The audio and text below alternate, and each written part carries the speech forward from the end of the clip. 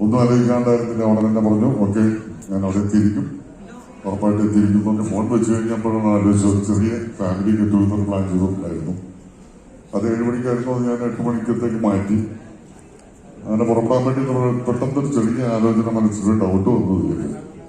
വേറെ ഒന്നും നല്ല ചടങ്ങിന് വരികയാണ്. തീർച്ചയായിട്ടും അതിന് വന്ന് പങ്കെടുക്കുമ്പോൾ അതിന് ആ പടത്തിന് വേണ്ടിയിട്ട്, ആ പടത്തിന്റെ വലിയ വിജയത്തിന് വേണ്ടിയിട്ടൊക്കെ പ്രാർത്ഥിക്കണം എന്ന് പറയുന്നൊരു മര്യാദയുണ്ട്. പക്ഷെ അവിടെയാണ് പ്രശ്നം. ഈ പ്രാർത്ഥനയിൽ നമുക്ക് കളത്തിനെ കാണിക്കാൻ പറ്റുന്നത്. 26-ാം തീയതിയാണ് ഈ പടം റിലീസ് ചെയ്യുന്നത്. 3-ാം തീയതി എന്റെ മകന്റെ പടം നടികൾ റിലീസ് ചെയ്യുന്നുണ്ട്. അപ്പൊ ഇതിനു വേണ്ടി പ്രാർത്ഥിച്ചാൽ അത് കുഴപ്പമാവോ എന്ന് പറയുന്നൊരു ടെൻഷൻ കുറച്ചേരത്തൊക്കെ ഉണ്ടായി. പക്ഷെ പിന്നീട് ആലോചിക്കുമ്പോ ഓടുന്ന പടങ്ങൾ, നല്ല പടങ്ങളൊക്കെ വരുമ്പോഴാണ് തിയേറ്ററിലേക്ക് ആളുകൾക്ക് വരാനുള്ള താല്പര്യവും ആഗ്രഹവും ഉണ്ടാകുന്നത്. ഇപ്പൊ തന്നെ നമുക്ക് മലയാള സിനിമയുടെ പുഷ്കര കാലഘട്ടം എന്ന് തന്നെ പറയാം.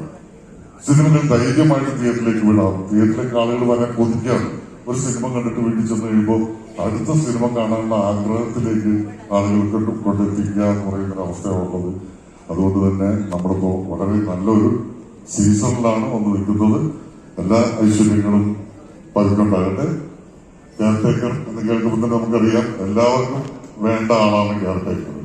എന്നാൽ എല്ലാ കുറ്റങ്ങളും കേൾക്കേണ്ടി വരുന്ന ഒരാളുമാണ് കെയർടേക്കർ. ഒരു പടത്തിന്റെ പേര് കേൾക്കുമ്പോൾ തന്നെ നമുക്കതിന്റെ സ്വഭാവവും അതിന്റെ ഒരു വളരെ ഇൻട്രസ്റ്റിംഗ് ആയിട്ടൊരു വശവും കാണാൻ സാധിക്കുന്നു എന്ന് പറയുന്നത് തന്നെ ആ പടത്തിന്റെ വിജയത്തിന്റെ ആദ്യ പടി കയറി കഴിഞ്ഞു എന്ന് മനസ്സിലാക്കലാണ്.